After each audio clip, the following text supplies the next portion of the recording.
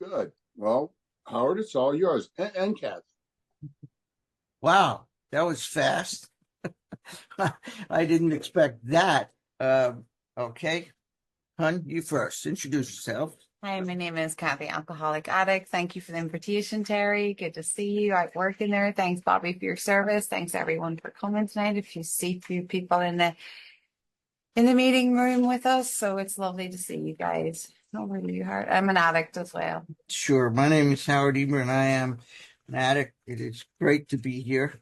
Um, Terry has asked us to talk about relationships, especially in our relationship, especially in context with two wives. There's an abundance of information in two wives. There's a lot of do nots and there's a lot of do's.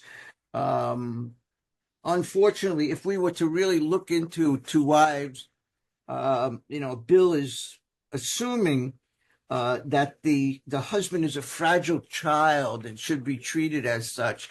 And while I'd like to say that's the way we approach our relationships, it's not it at all. That we're not the fragile child, but we're gonna take things out of context. We're gonna take things that are said in the book because in Two Wives, Bill is really filled with directions for the wife.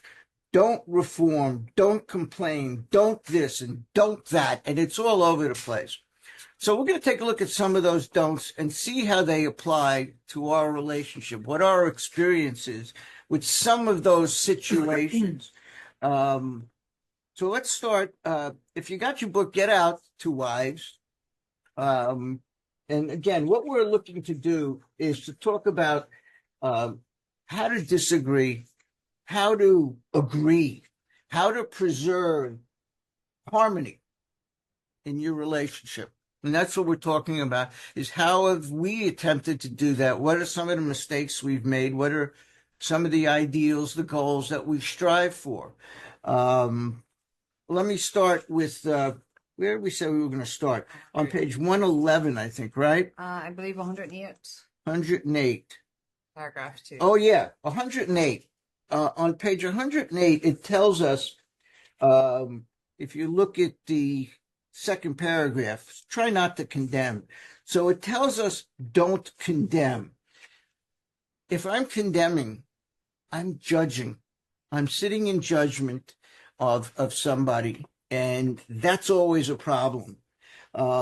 So maybe we could talk a little bit about that, about how when we're in situations where we find ourselves judging one another.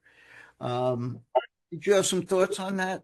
Well, actually, I was going to do a backup of like how this all came about. Okay, yeah, let's do that.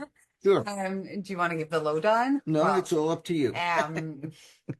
So we met online, and in the whole pandemic thing, and so we're married, what, 2 years now? Mm-hmm. We'll be 3 in November. Yep. And so I came to one of Howard's workshops and I totally was so interested in this man. I needed to know more about him.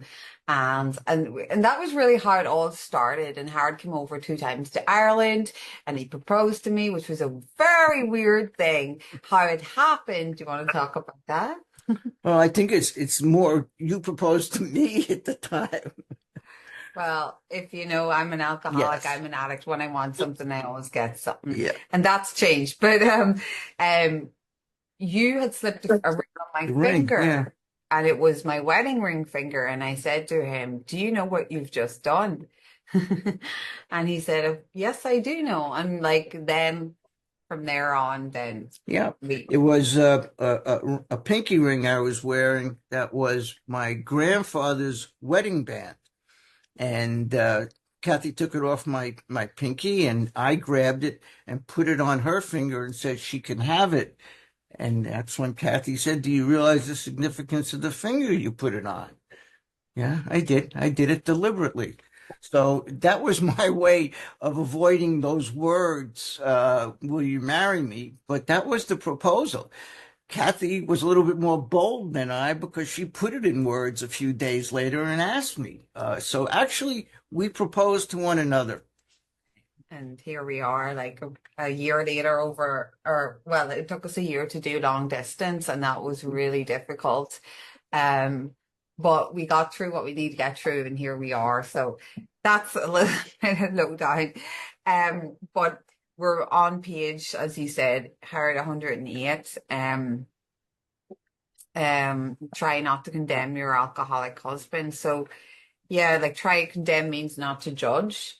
And personally, I'm 8, coming up in 9 years sober clean.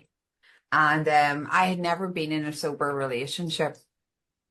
I had been in like kind of like, boy meets girl and Alcoholic Anonymous campus, but it was never physical. I never got into physical per se. So there was a lot of like self-seeking stuff going on when I was early sober. But I had never got into a relationship sober, and I didn't think that was really, it wasn't on my radar.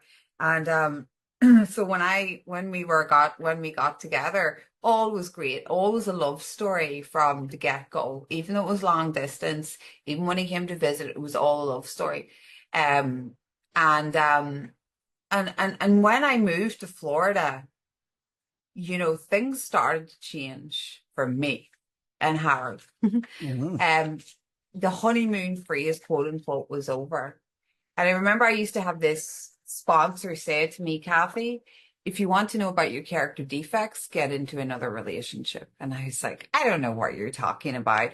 And so when I got with Howard, when that time changed from the honeymoon period to the like, this is reality, all I could see was that judgment in Howard. And what that helped me to do was go to the solution, which is a 10 step. And that is my solution today for my judgment. I am nor the person I was when we met and I moved here to I am now. And and what I know today is when I see that in Howard, that makes for disharmony, disunity. And that is also a highlight to me, not the first thought maybe, but that I am sick. When I'm looking outside of myself and judging him, I'm the one that's sick. Yeah. Mhm. So that's really pretty much what I have to say on that. Yeah, it's what I wanted to get to next really kind of backs that up. If we go to page 111, there are 4 references on that page that I want to draw your attention to. The first one is on the first line. It says, don't be angry. Be. Doesn't say don't get angry. You're going to get angry. But it says not to walk around with that chip on your shoulder all the time. So it's telling us don't be angry. Further on in the next paragraph, it says don't tell the other one what they must do. Mhm. Further on the page, down towards the bottom, I'm sorry, I'm skipping one. No, you're Oh good. yeah, don't, middle of the third paragraph begins with be determined. 3 lines up from the bottom, it says, don't set your heart on reforming. So don't try and change the other person. And at the bottom, 3, 4 lines up from the bottom, be sure you're not critical. Build them up, don't tear them down. So all of this page has a lot of things along those lines of don't be angry, don't tell the partner what they should do, don't try and change them, and don't be critical. And they're all tied in together. Did you want to have anything on that? You share on that and I'll go after. It's very often when we disagree, it's because we have a different way of doing things. And part of the challenge of the marriage is to acclimate to the other person. For example, I could use a couple of dishes and put them in the sink and leave them there till Christmas, maybe just leave them in the sink. And that bothers Cathy. I don't know why, but it does. Her point of irritation is very low on that. It's like as soon as those dishes hit the metal of the sink, she could be in another city and she'll hear that the dishes are sitting in the sink. So what do? I wash them. I don't leave them sitting in the sink anymore because I know that's a point of irritation in all seriousness. So I don't leave them sitting in the sink. I wash them. And what do I do next? I put them in a draining tray. And the problem is that's also a point of irritation because the way Cathy does things is washes them, dries them, puts them away. And that's a great example because to me, I will always remember washing it, getting it out of the sink. But I have a tendency to leave it sitting in the draining tray with the intention of coming back to dry it and put it away. But I don't always do that. And it comes down to Cathy feeling you haven't completed the job.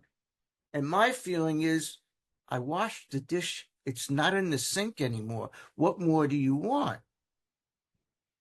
Yeah, and like that may seem like a really trivial example, but that's one of the examples. That's one of the evil, like taken out of context, evil threads that goes through this is my, um, my, how would I say it? Like Habits? quote unquote habits. Yeah. And I think of the third column, like when we do inventory, like when I came here, my self-esteem had an old idea that I had to be this certain way. And like I said, like I was by myself. I was not with someone before this, but I thought a woman does this. I thought a woman needs to be like this for a man. So I had old ideas about my self-esteem and how if I didn't live up to this, that I was going to be some kind of a failure. And so all my character defects were on display. Let me just be frank about it. And actually, when I came here, like things got more hairier than they had been when we were long distance. And, and like what I can say about these 4 sentences is like, you know, all of this has been in hindsight, like, I'm talking about character defects, like they were glaring and I was acting on them, but I needed to act on them in order to change to be the person I am today. It was true experience, unfortunately painful experience, that I needed to do that because all I was seeing was I was critical of him. I was not putting myself in his place. I couldn't even put myself in his place. I needed to do a 10-step from my sponsor to say, is it possible that this could feel like this for the other person? And this is just showing the extent of my selfishness and my self-centeredness, because every relationship I've ever had out there has been about what I can get.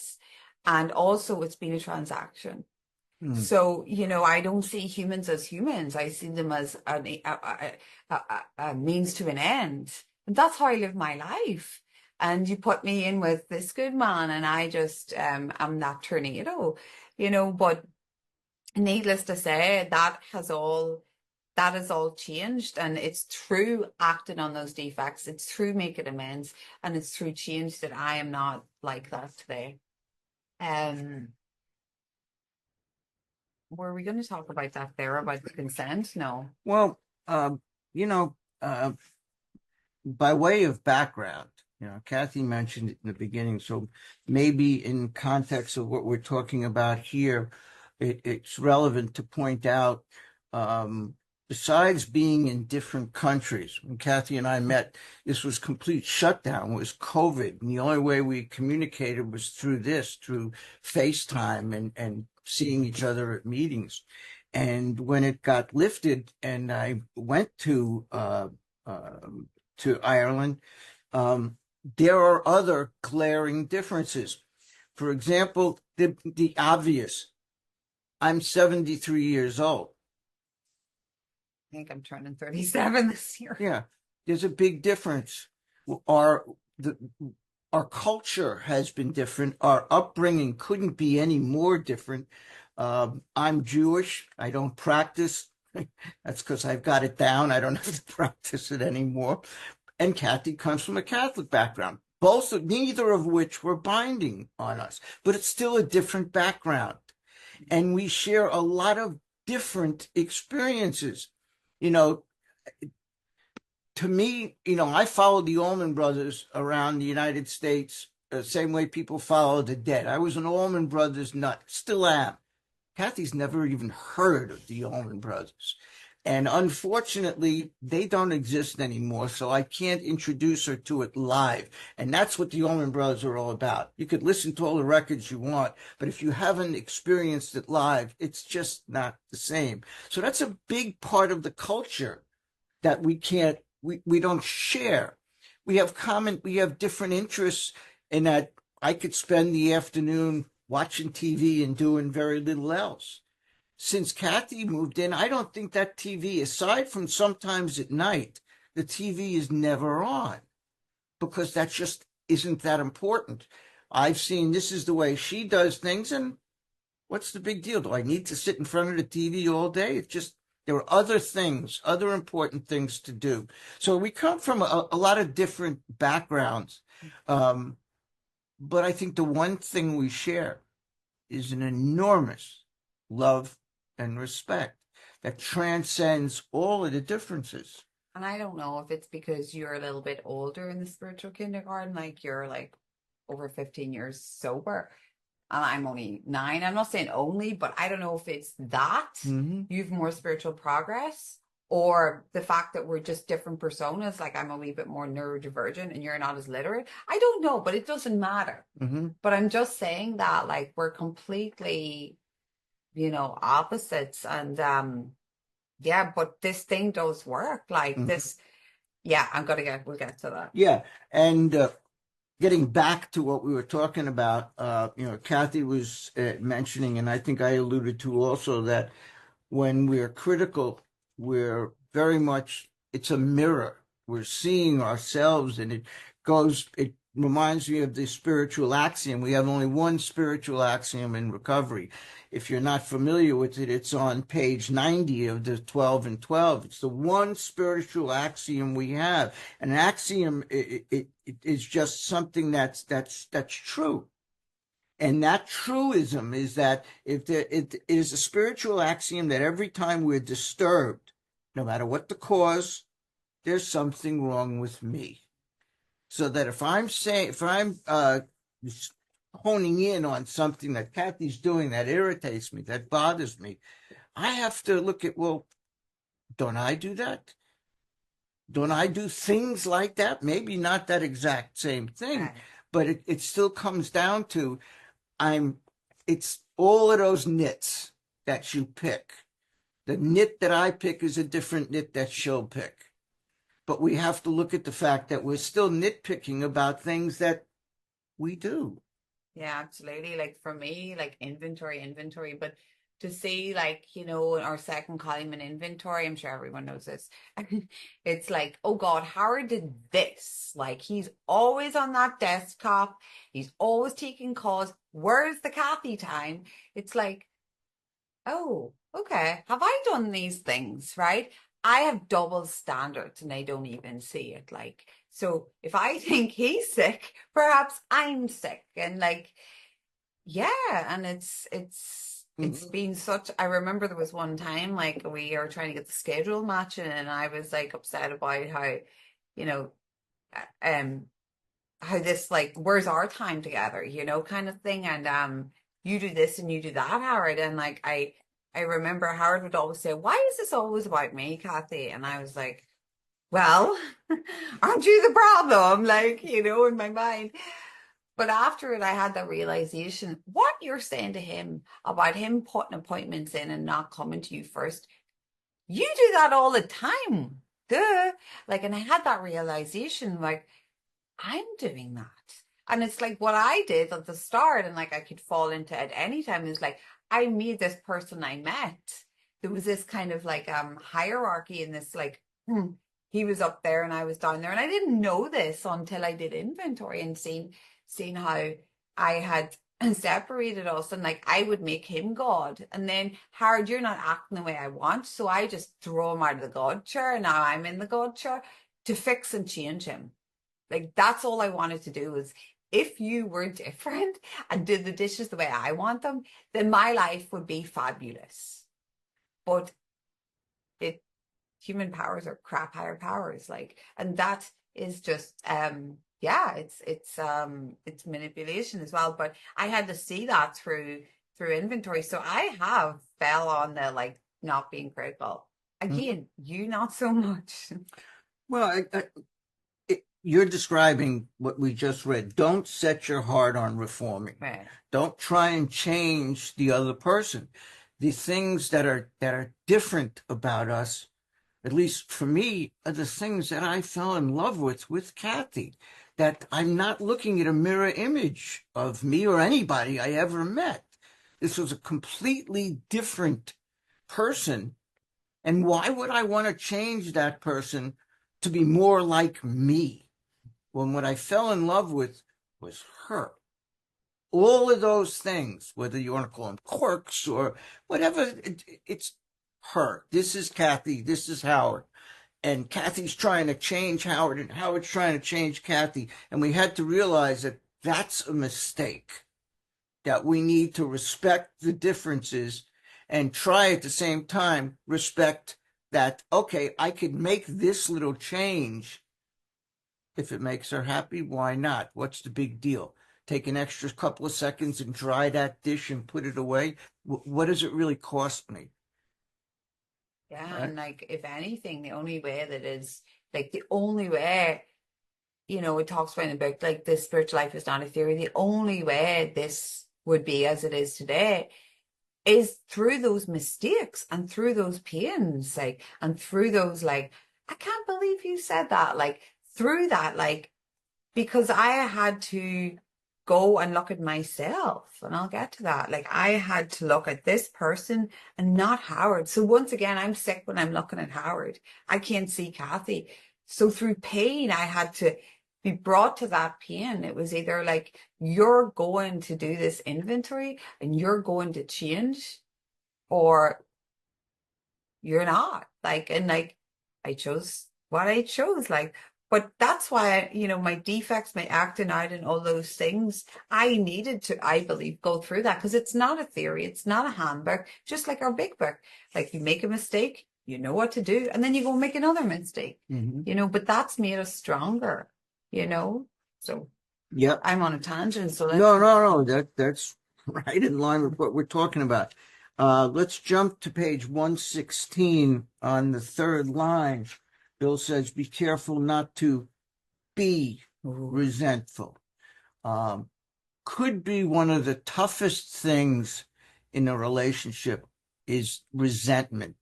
It's the number one offender, because when we get angry, the first thing that comes up is, you always do this.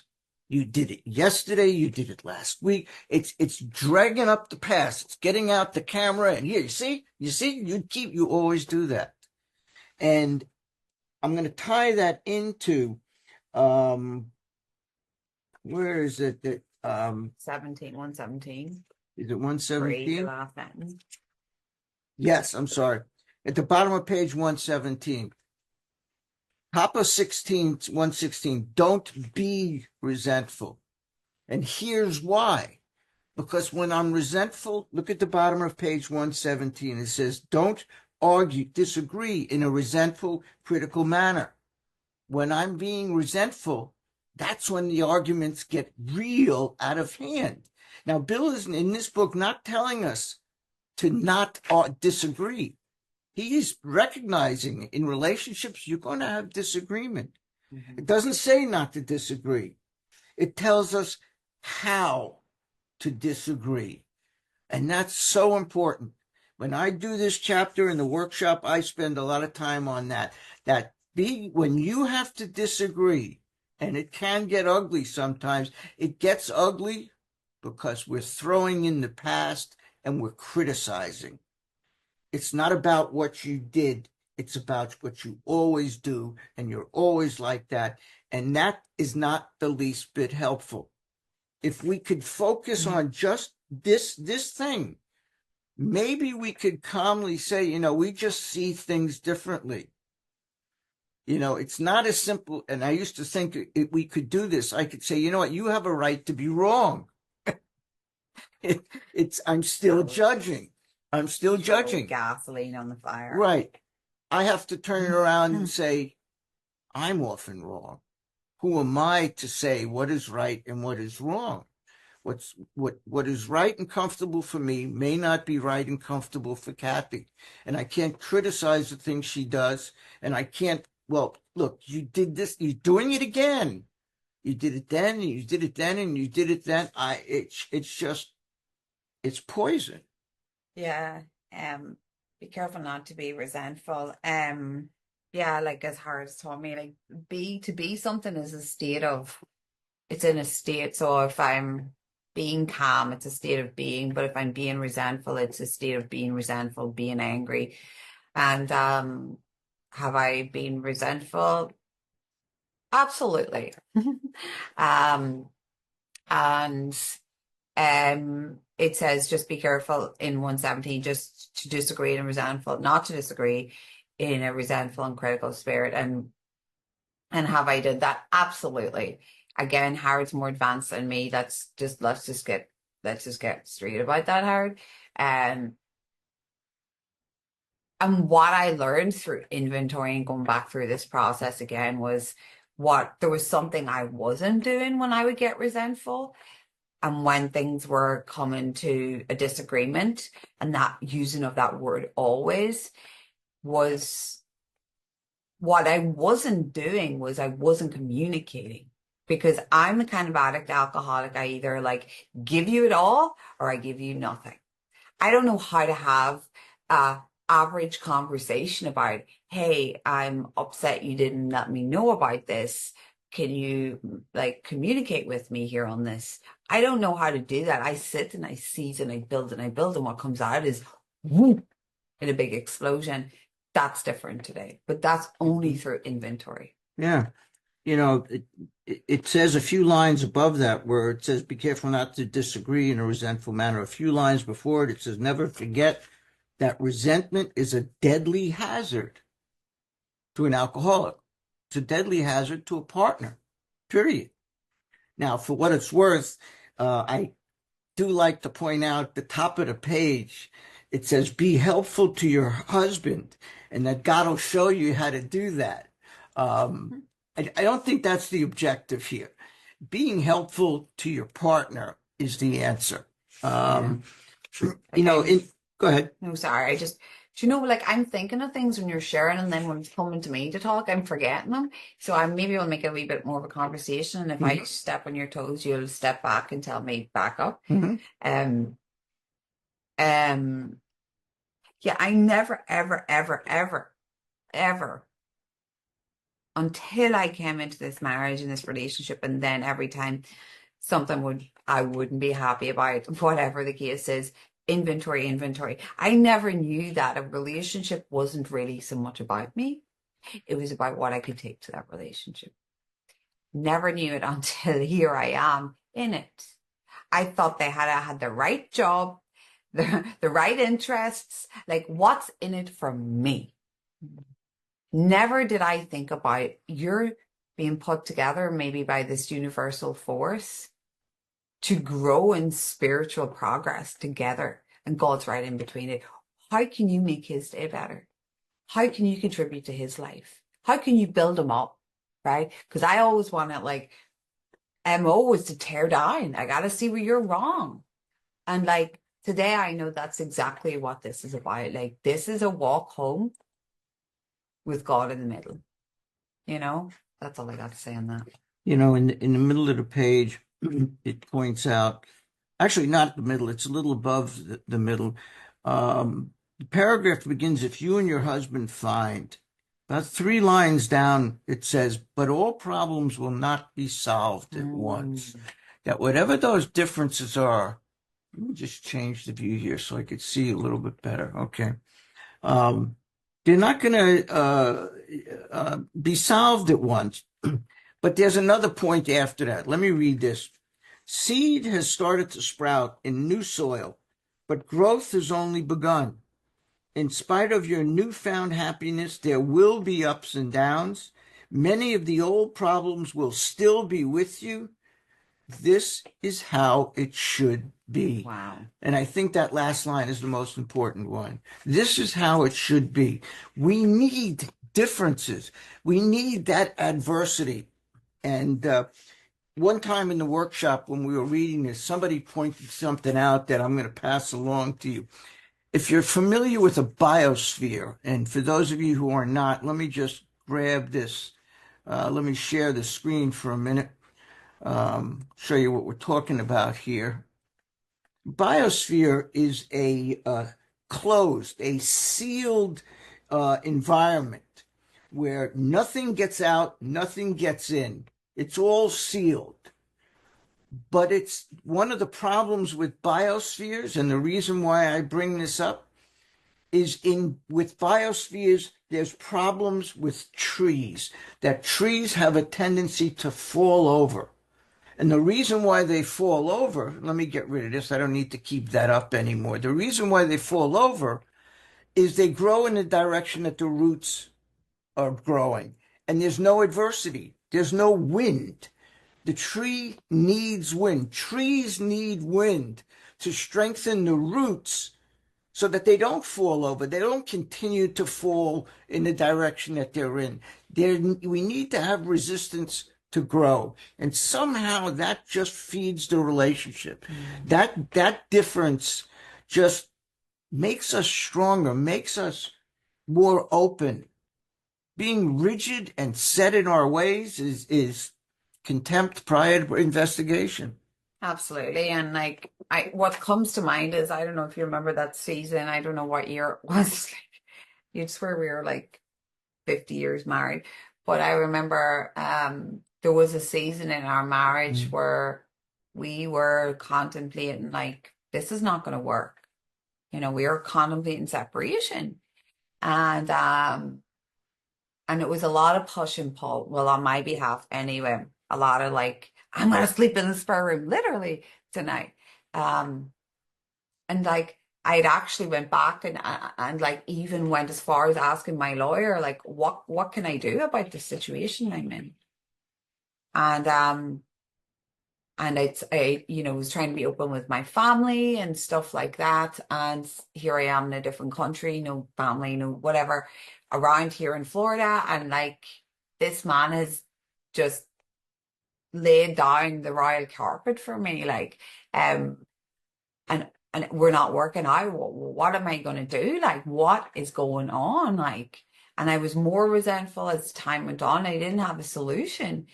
And I met my current sponsor and she told me like, let's go and do a 4 through 9. And I went back and I did a 4 through 9, and it was all things that started to come out with, first of all, let me back up and say, it was all these kinds of things like, well, I'm never going to get to do the things that someone like a 37-year-old would do. Like, I'm never going to get to go on a safari. Like, I don't know if we have the right, things lined up in our life. He wants this and I want that. Like all this materialistic stuff. That's what it started to come down to. And I went through that inventory and I had seen and signed sex ideals before this, and I changed them twice in our marriage because one wasn't working. So I changed the other in the midst of when we were in that kind of season. And when I did it this time round, and I did that resentment on hard, and I did the seen and signed sex ideal on hard, and through inventory, everything changed in my life and in our relationship. And I told my sponsor before this talk is dedicated to you, because I would not know if I would be married today only for that. Like, you guys could have been coming and looking in the shades, like, and you wouldn't believe. Like, I'm being very transparent here because I don't believe in like not being transparent. So, like through that inventory, this gave me a new seen and signed sex ideal that I dedicate every day to. I was praying it, but prayer for me, what would happen was I would pray it and I would come and I would be seeing Cathy showing up to Howard. For example, like, come on, it shouldn't take us 20 minutes to get our shoes and get out of here. Like, I'm like militant, chop, chop, let's go. Howard's like, easy going. And so I'd always be doing things like that. Same with the dishes. And I couldn't stop myself, and the guilt and the shame, and I wouldn't want to do it. And I was doing 10 steps and nothing was changing until I started to meditate the scene and sign sex ideal every day. Everything changed. I didn't have to remember to mind my manners or mind my lines when I would come into Howard. I changed on the inside. And today I don't rush Howard. Today, part of my scene and sound sex ideal is I give Howard the dignity and respect to do things in his own time. That's completely lifted. It doesn't come into the equation. And that is what saved our marriage. Not the qualities of the things wrote on paper, but the person that's doing all the heavy lifting for us in this meeting, which is this power that I'll never understand. Like, this power has to be in the middle of these two humans, period, for me. So yeah, that's all. Yeah, Cathy and I are like to listen to a lot of mentors, and one of the mentors we listen to is Mark Houston. And if you're familiar with Mark Houston, he at 9 years sobriety, and going around talking about sobriety and teaching sobriety and all of that, he had a breakdown. He wound up in an insane asylum because he was contemplating suicide at 9 years sobriety. And when he was in the loony bin, he asked God, what is it that I'm not doing? What part of my program am I falling short on? And one word came to mind: meditation. And it changed his life. And when I heard that story, it happened during this time period in our relationship. And I started a deeper, more significant, meaningful regimen for meditation. And Cathy very much taught me the hows in that, because I really didn't know at being around the fellowship, and it's around the fellowship since 1983, and having as many relapses as I did. But in this current run since 2006, my idea of meditation was really inadequate, insufficient. My idea was, in the course of the day, to keep the tuner open, to catch the messages, the answers that God is sending my way. And while that's still valid, those ideals that Cathy is talking about, which for me is tolerance, compassion, patience, humility, forgiveness, love, and goodwill. Those are the things that came to me in that deeper meditation. And those are the things that continue to come to me in deeper meditation. So what are we saying here is that one of the things, some of the things that got us through that period, because that was a really dark period. I remember calling my son, who was a challenge to begin with about accepting this relationship, but he finally did, and telling him, I think we made a mistake. That was not an easy thing to do, but that's how far it had deteriorated. And what brought it back was the application of the 12 steps.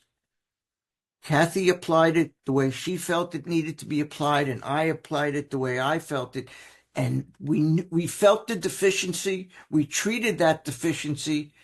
And now I think our bond, our love is stronger than it's ever been. I don't know how you put up with me. Every pimple on my arm. Yeah, I don't know how you put up with me. Yeah, but that's because we use the 12 steps to get through that, to get out of that. Which brings us to a really interesting point on the next page, page 118. For a long time, I read this paragraph and thought, gee, this is like airy fairy shit. Who does this nonsense? Yeah. Well, we do. We do. It says, next time you have a heated discussion, and underline this, no matter what the subject, it should be the privilege of either, circle either, please, to smile. Like this, Howard. It may be painful. It may crack your teeth to smile, but it says to smile. So circle either, circle smile, and say, and let's underline, this is getting serious. I'm sorry I got disturbed. Let's talk about it later. Now, we have our own version of that that is close to that. Let's restart the day. Because we found that when we were saying, let's talk about it later, it really didn't get talked about later because it went away. It was usually that insignificant that it was my earth shaking, earth rattling at that moment. And it just disappeared into nothing. Well, for you, maybe there has been times where I've been like, oh, I know if I bring this up, I'm rising contention. Like I'm not I'm spiritually not in the beam. Like this is not going to go well. So I'm like, even when I would start the sentence, I would say, oh, wait, yeah. Let's talk about this another time. Let's circle back about this when I go and come from my walk or tomorrow. Let's talk about it tomorrow. Let's circle back. And I think that was also something that I needed to learn was not just say, let's not talk about this. This is getting heated, but to say, let's not talk about this is getting heated or whatever your own words are, but let's circle back tomorrow or in the next couple of days about it. Like, because that's a chance for both parties to have the chat because maybe the other person doesn't want it, but like, you have to give the other person dignity of their experience. Like Howard is a very quiet person. He doesn't have fight. I am the queen. Like I don't mean I'm the queen. What I mean is like if we if we get into a disagreement and it gets heightened, I'm verbal. I go outwards. Howard goes inwards. He won't talk. So but I've told him he's just as self-centered as me because inward is the same as outward, only you're not getting it. No, I mean, we all respond differently. Cathy explodes. She's verbal, to say the least. I don't. The angrier I get, the quieter I get, the more within I get. And that's because I've learned over the years that when I don't keep a lid on it, when I let it go, I say and do things that I immediately regret. It's like alcohol and drugs. I don't have them in my life because I don't like what they do to me. Anger is one of those also. Anger comes to rage real quickly with me, but you would never know it unless you watched and saw I'm not saying anything, I'm not doing anything, I'm not reacting. It's almost like I'm praying that it go away and it be over. Because in a sense, that is what I'm thinking. But if I let it out, inevitably there is regret. And one or two times in our relationship, that has happened. I'm a human being. I can keep that cap on only so long. Or maybe the subject or the topic was that sensitive. I don't even remember what it was about. But there were one or two times that I did explode. And I don't like that person. Yeah. And so when I try to make it right and make amends and apologize, the thing I point out is that I became somebody I don't like to be. And the end result is the same. We show it differently. I think if we would react the same way, explosive, we wouldn't be here today. Yeah, and I remember like at the start, like before I went through that 4 through 9, like everything changed for me in that last house cleaning process. But like Howard actually came to me after I do nightly review or after I would like say something or react, and he said to me, Cathy, don't make any more amends to me. Because you know what I was doing? I couldn't follow through because I would boom, I would do it again. I would do it again. Like I told you. And that's why I needed God. That's why I needed this Seeing Sign Sex inventory. Because I was like, sorry, it's like putting band-aids on, and like doing it so I felt better. And it's not about me. It's about creating harmony in the relationship. So he got sick of the like amends, like, and yeah. It's interesting you point that out because one of the things that Cathy hurls at me in these situations is that why am I the one who always makes the amends? You never make any amends. Yeah.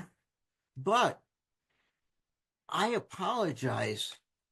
And to me, those things are the same, because I'm apologizing for becoming the person I don't want to become. I don't want to be that person. And my amends is to try and be the person that I want to be: tolerant, compassionate, patient, humble, with love and goodwill towards my fellow man. And I betray that every time I blow up. So my apology is an amends, but we just approach it differently. And Cathy is right. I got to the point where no more, because it doesn't change. And what happened was change took place. So it wasn't necessary. Yeah, and it helped me to see that sorry is not like when you make amends, there's a verbal amends and there's also like a living through amends. This is just the verbal to the other person, but you have to change, Cathy. And that's what I wasn't doing. And by doing that process, I mentioned like everything changed. And, like Howard just says, like I said that now, like I'm telling you, this is transparent. And I have said that when I've been so annoyed. And I realize that why I keep having to do that is because I keep taking the action and doing the same thing because I'm not changing. That's why I'm having to come and make these amends. So, and also today, like I can be like, okay with that, like, screw that. I just said that and that was not nice. I got to sit with it and feel how crappy I feel about myself for hurting someone I love. And then I got to do some work on it and go and make amends. Like, it's not just like, a verbal thing, and I don't get like when I hurt Howard, I hurt myself, period. You know what I mean? When Cathy and I got together, when she came here, I was involved to the extent where there were some weeks where I could be sharing 6 or 8 times in a week. There were days where I might be sharing at different meetings 3 times. And it was not uncommon to find ourselves in those kind of situations. And the reason I mention that is because if we look at page 119, it tells us that the partner cannot be jealous of the attention being paid to the fellowship or elsewhere. And it says at the bottom that you'll find that his excess enthusiasm will tone down if you cooperate rather than complain. And we got to the point where I actually made a commitment. I took a year off. Aside from the workshops on Sunday and Monday, I didn't turn down every offer I had, every speaking commitment for a full year. But I remember someone would call you and they'd be like, no, but you can drive me next year. And I was like, that is not fair, Howard. You said like, yeah, I did book a lot of dates for the following year, but I spent that year not doing that. And that time was more spent here in our relationship, because it's not like I was hiding in those things or doing those things. I was doing those things when she met me. And to some extent, I'm still doing it, but it's tempered. yeah. It's tempered. And I always look towards Cathy's schedule before I make a commitment. Where is she at that given point? And if it's a little dicey, or if it requires me to go somewhere. I was invited to Great Britain and Ireland in the last few months. One time she went with me, one time she didn't. But before I accepted, we talked about it. That's the way it has to be. Yeah, like the jealousy of the attention you bestow to others now, like let me be very like frank about it. I was absolutely 100%. I was like, where's Cathy time? Where's Queenie and King time? Like this desktop, these workshops, these commitments, like yeah, I got it. Yeah. I was like, I'm not cool with that. Like, I thought this was just a COVID-y thing. And actually, someone told me, a sponsor at the time says, like, this is what you're signing up for, Cathy, if you get married. Like, this is going to be part of your life. Actually, he might even travel to some countries. I was like, yeah. I just love him. It's all going to be fine. And And so that would cause me to act out because of my insecurity, because of my selfishness and self-centeredness. Like one of my biggest defects of characters is entitlement, and well, I have a lot of them, but it's entitlement and like, and if I do this, you'll do that. Like, and yeah, so I had to get really comfortable not being uncomfortable, but taking a lot of inventory and looking at this is never Howard. Like the point of this is it's never Howard or it's Cathy. It's always Cathy. And it got me to grow and go deeper and grow with God more and grow with this person that I love. And today I'm more cooperative than I complain. I do complain for sometimes, but it's colleagues, it's inventory for complaining. And it's changed. Like I have respect for Howard's schedule. Hey, Howard, I have this. Can we do this at this time? Blah, blah, blah, blah, blah. And that's okay, Cathy. I don't mind. Like I will not make the decision until I asked him. Before, what I was doing was making decisions and expecting him to ask me about his decisions, but it was okay for me to make my decisions about commitment. Do you know what I mean? So like a lot has changed. And also this kind of like, where's our time? I think, we give up on that. Like we don't even have date nights anymore. Like people do. I thought that would be a good idea. It didn't work for me. We don't like those kinds of things I could never live up to. Like we just can't plan things like that. But the point I'm making here was when I was looking at Howard and how insecure I was, it was also saying to me, time for you to get busy, Cathy, right? Not to avoid, but what are you doing? Right? He's doing 12-step work. He's helping. Like, what are you doing? Oh, yeah. So that's just something like that there. One of the benefits, the outcomes of that is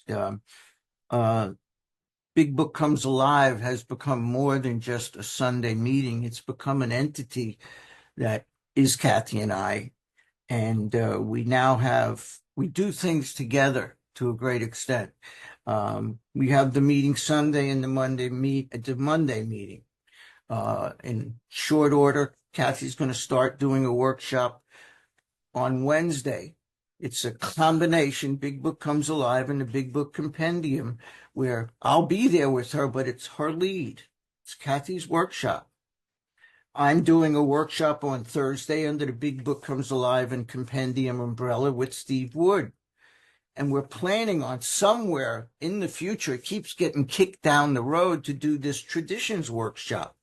But we're thinking and doing these things together, just like we're doing here today, is that we try and keep those things together if we can and approach them. If we're not doing it together, approach them together. Is this okay? Do you mind I know I have this last night, but I'd really like to do this tonight. Whatever it is, we talk about those things and don't just go, I'm not an independent agent.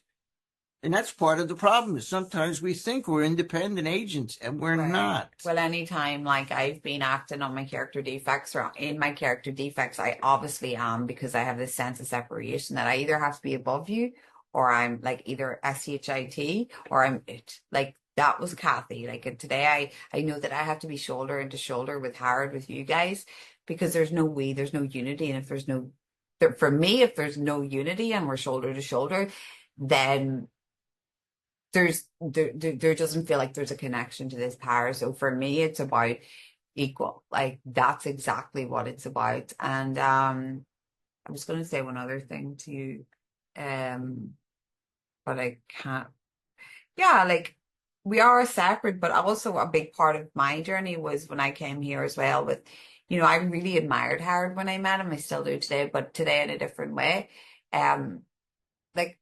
I admired him. God, he knows so much, blah, blah, blah, blah, blah. So I was always putting him on that pedestal. And like when we got married, I felt like I had something to live up to. Like that my self-esteem had went like this. And I was like, God, I better like sound good. I don't want to embarrass you. I had kind of come enmeshed, if that makes sense. And through inventory and through seeing things like we're separate people. And he has a dignity to his experience, and so do I. But he didn't take that. I took that on. My ego regrouped and took this like Miss Eber thing on. Like, And it's all a bunch of nonsense. Like, because as Howard would always say, Cathy, everyone can read the book, but we're not coming to hear about people reading the book at meetings. We're coming to hear about their experience with the book. And yeah, so I just don't know where that was. No, that's great. We're running close to the time here. So I think this might be a good place to bring this up on page 120.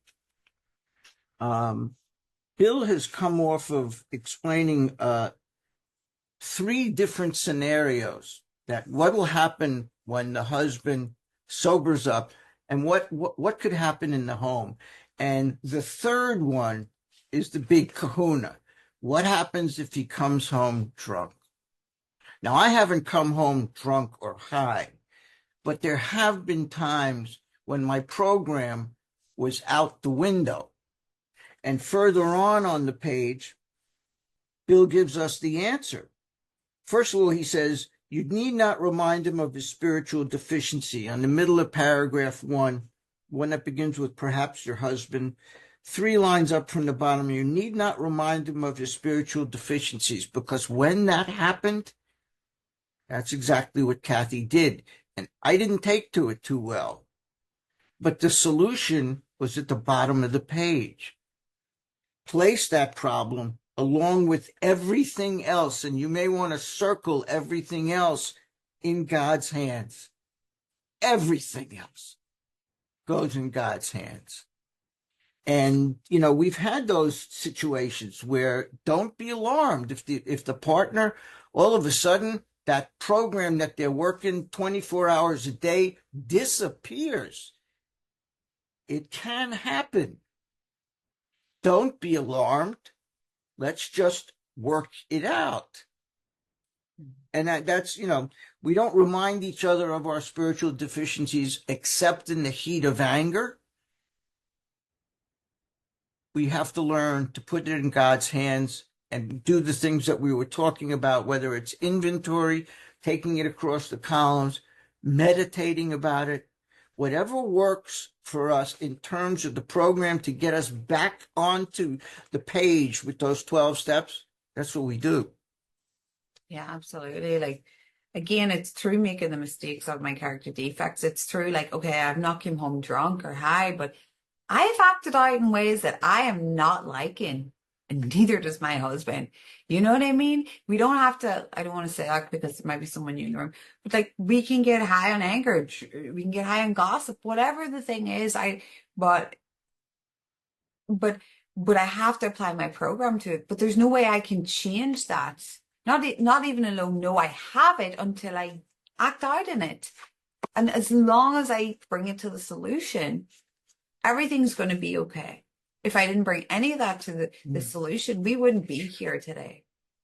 Actually, I don't even know, like, if Howard would have been alive. You know what I mean? Like, I mean, this is the kind of girl that just goes, you see that shelf, Howard? I'm going to take all those books off the shelf right now if you don't do this. Like, that's how much of a rager I can be. Have I did that? Unfortunately, yes.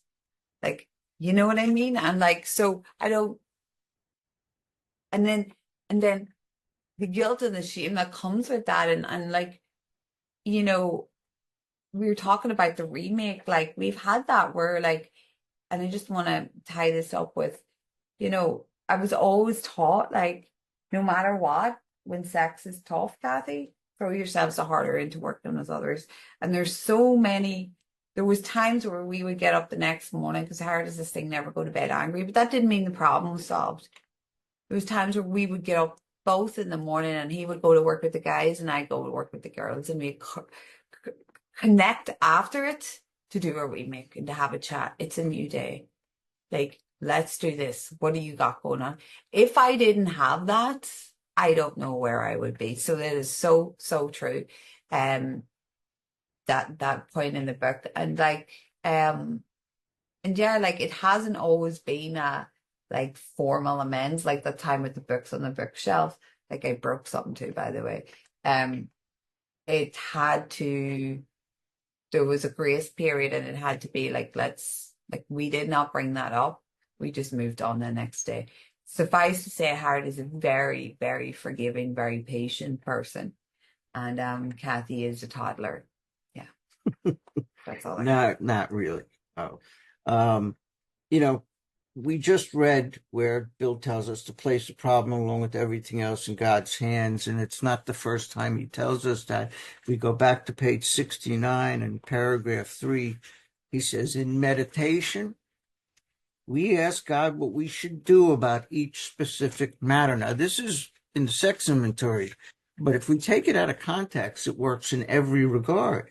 In meditation, we ask God what we should do about each specific matter. Here's the prayer part of step 11, and here's the meditation. Here's the other part. The answers will come if we want it. If that's what you want, that's what you'll get. And Cathy mentioned it, and maybe it's a great place to wrap it up, is I firmly believe you don't go to bed angry. You don't. You don't go sleep in another room. You don't go to bed angry. And if only on the basis of that commitment, this has worked. This has worked. No matter what precedes it, you're not going to bed angry. I'm going to tell you I love you, and we'll work things out tomorrow. But And remember, I love you. And you tuck me in, even if I'm sleeping. Yeah. I tuck Cathy in, and if I get up to go to the bathroom during the night, every time I get up and come back to bed, I kiss her goodnight. She's sleeping most of the time, but that's what I do. I won't get into bed without doing that first. To kiss her goodnight and tell her I love you, because I do. Thanks for having us. Thanks for having Works us. the 12 steps in God. You need to remake God bless you all. relationship. Take care. Good job. Thank you, Howard and Cathy.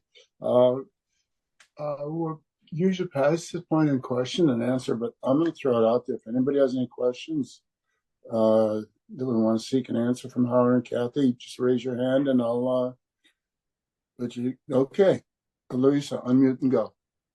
Hi, yeah, Larissa, addict, and thanks so much, Howard and Cathy. I love you guys. I always follow you guys around.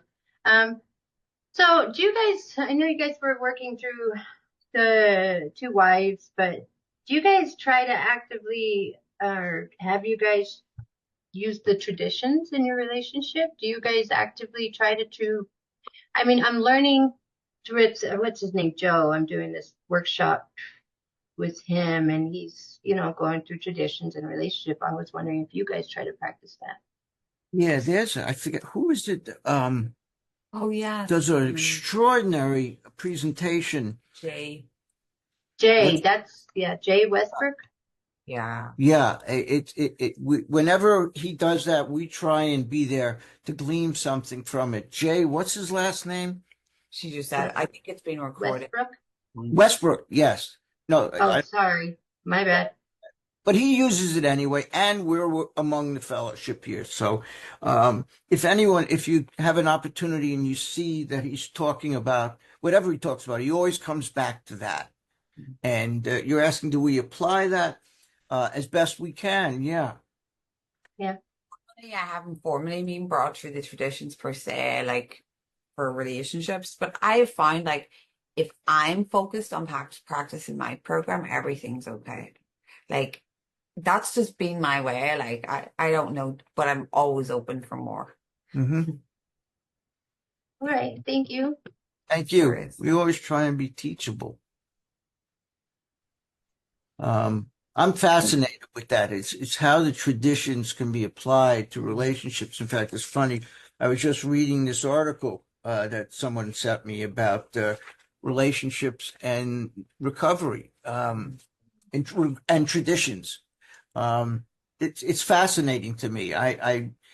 It's a challenge. It really is a challenge to apply it because I think the steps are so much more applicable. But the traditions absolutely work because we're talking about an entity here. We're talking about something that's not me and that's not Cathy. It's us. And we have to function as an us. And that's what the traditions teach us to do. Mm-hmm. Yep. Thanks. Thank you. Great question. Great question.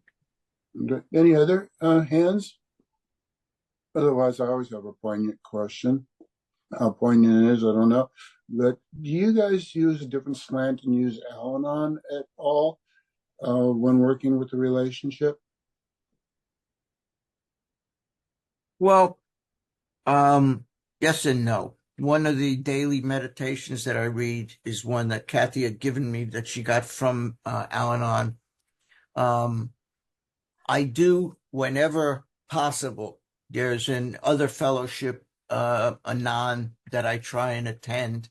Um, I don't get there as often as I'd like, but my intentions are good. And Thomas Merton says that as long as our intentions are good, that's a good sign. But no, not as heavily as you might think. I don't think we have as much time to put into that. I do have the books, the Al-Anon books, and I thought about that, but I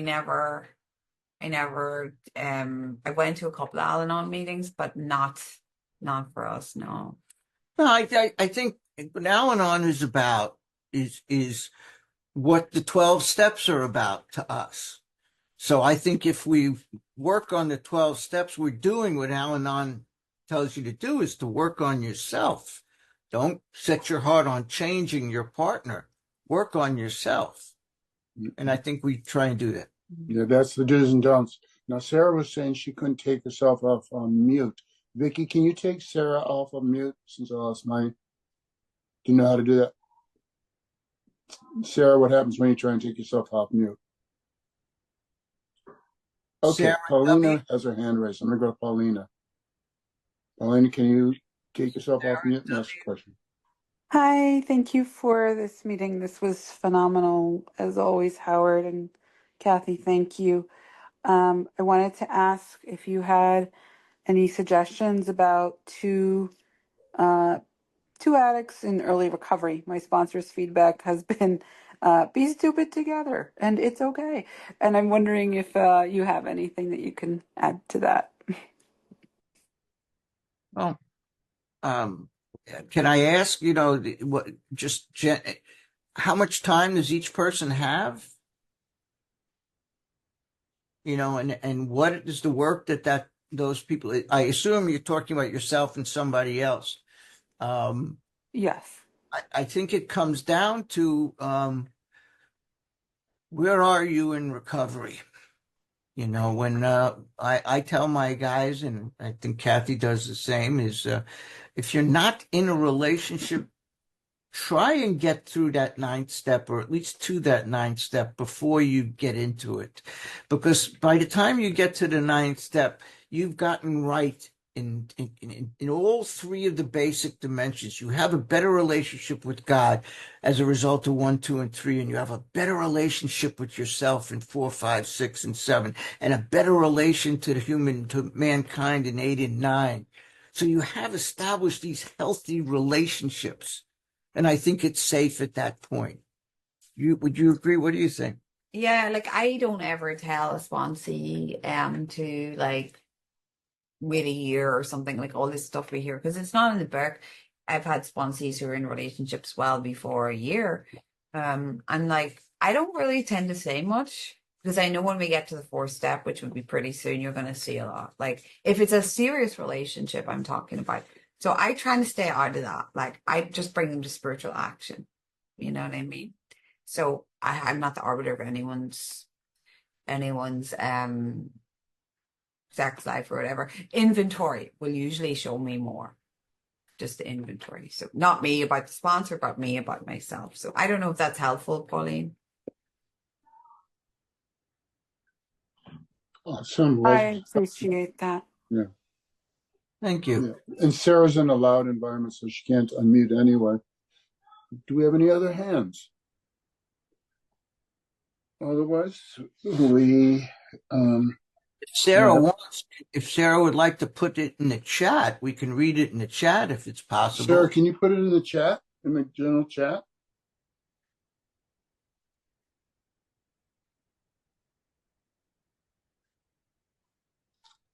Okay.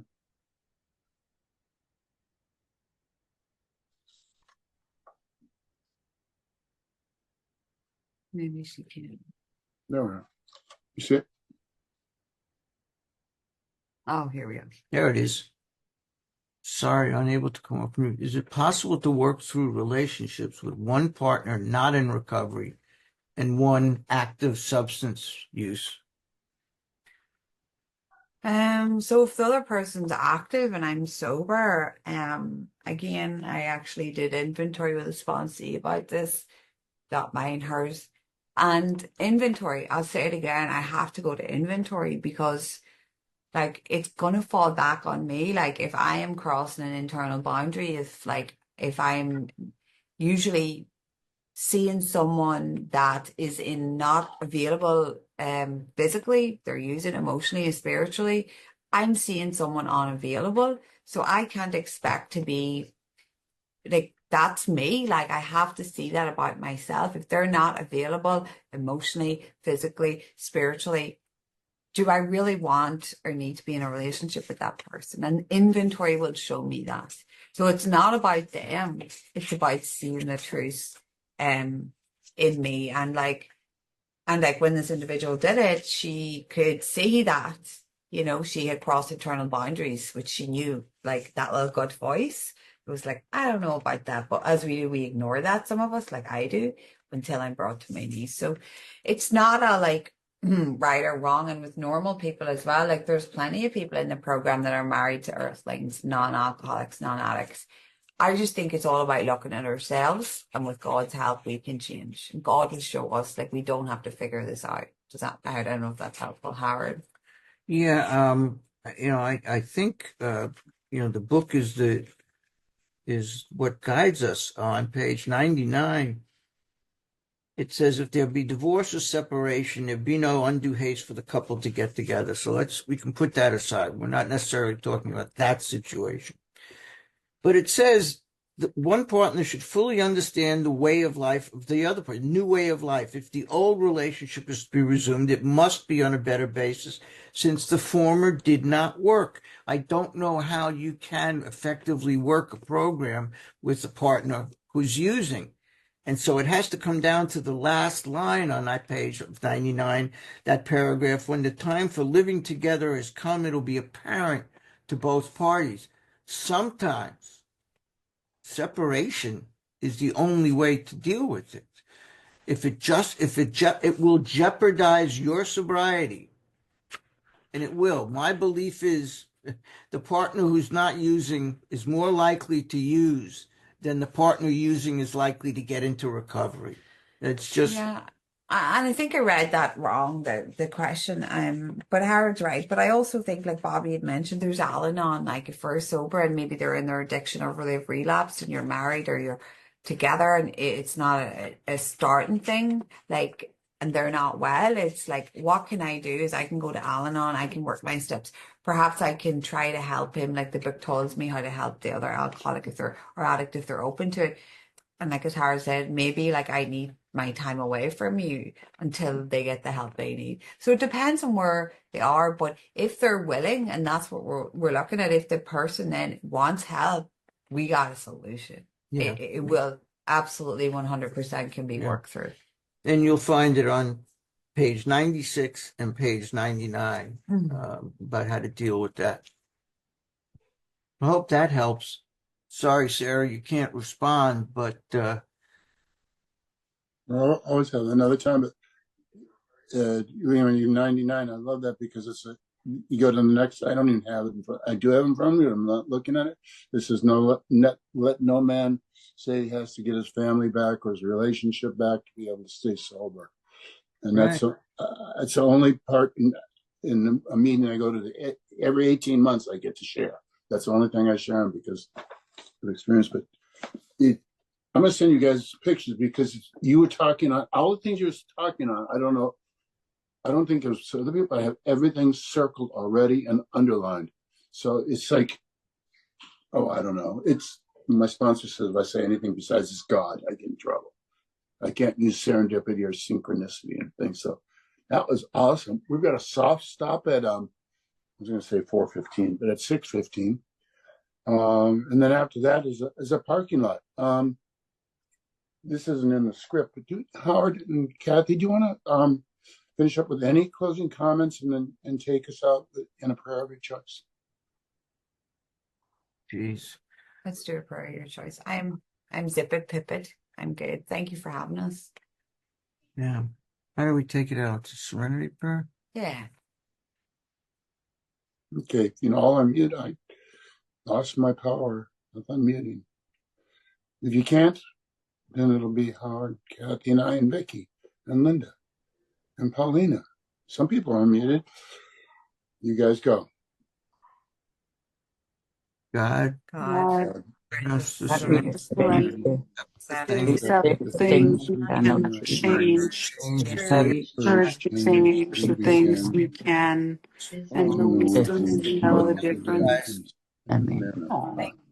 That was Thank you. awesome. Thank you. That was Thank you. awesome. Take Pew, care. pew, Thank pew. you. Pew, Pew, pew. pew, pew. Thanks, Terry. All right. Thanks, Terry Thanks, guys. comes in with guys. his pew Look at pew this. See pew. you later. That's easy, Terry. That was great, Hi, guys. Thank Liza. you. Yeah, Howard, I'm gonna send you guys a text later. What I was sending earlier. It's beyond my I'll, wild expectations. I'll Really good. I'll get you guys the recording probably tonight or tomorrow. Okay. No rush. Thank you so No much. rush. No problem. Thank you. Thank you. Very Thank good. you. That was a lot of fun. Yeah. And didn't end with having to call the attorney, so I think that went well.